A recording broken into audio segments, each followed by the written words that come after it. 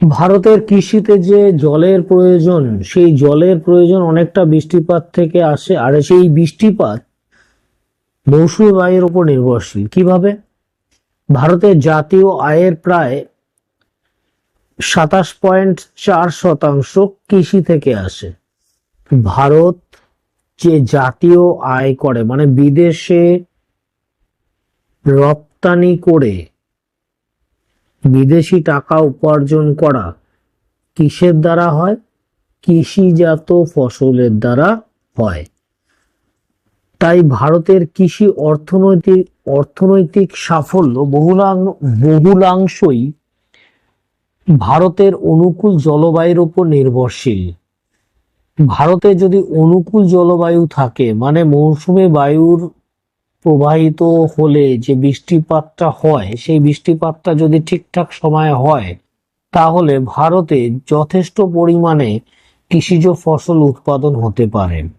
মৌসুমী বায়ুর প্রভাবে ভারতে যেসব জায়গায় 150 থেকে 200 সেন্টিমিটার বা 200 থেকে আড়াইশো সেন্টিমিটার বৃষ্টিপাত হয়, সেই সব অঞ্চলে ধান ভালো উৎপাদন হয়, পাট ভালো উৎপাদন হয়, ইক্ষু ভালো উৎপাদন হয়। মৌসুমী বায়ুর মাধ্যমে বৃষ্টিপাতযুক্ত অঞ্চলে তুলো, সরিষা, তৈলবীজ, ডাল জাতীয় ফসলও ভালো উৎপাদন হয়।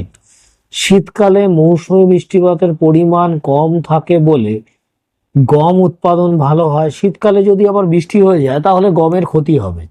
তাই শীতকালে বৃষ্টির প্রয়োজন নেই। তাই মৌসুমী বায়ুর বৃষ্টিপাতটা শীতকালে কিন্তু হয় না। শীতকালে এই কারণেই গম উৎপাদন করা হয়, যব উৎপাদন করা হয়, তৈলবীজ বিশেষ করে সর্ষে চাষ করা হয়। মৌসুমী বায়ুর প্রভাবে উত্তর পূর্ব ভারতের, বিশেষ করে দার্জিলিং, আসাম,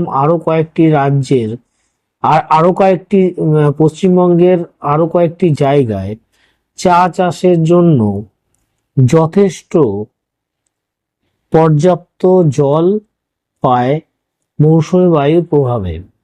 এই মৃত্তিকার উপর স্তরে ক্যালসিয়াম, ম্যাগনেসিয়াম, সোডিয়াম প্রভৃতি লবণের ভাগ বেশি থাকে।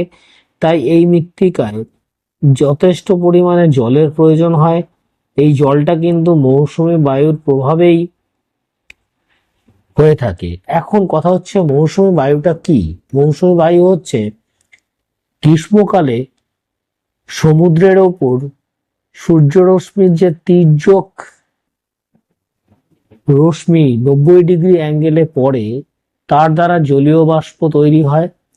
সেই জলীয় বাষ্প বাতাসের দ্বারা এক জায়গা থেকে আরেক জায়গায় উড়ে যায়, এবং সেটা যখন পাহাড়ের সাথে ধাক্কা খায়, তখন তার দ্বারা যে বৃষ্টিপাত হয়, সেই বৃষ্টিপাতকে মৌসুমী বায়ুর বৃষ্টিপাত বলা যেতে পারে।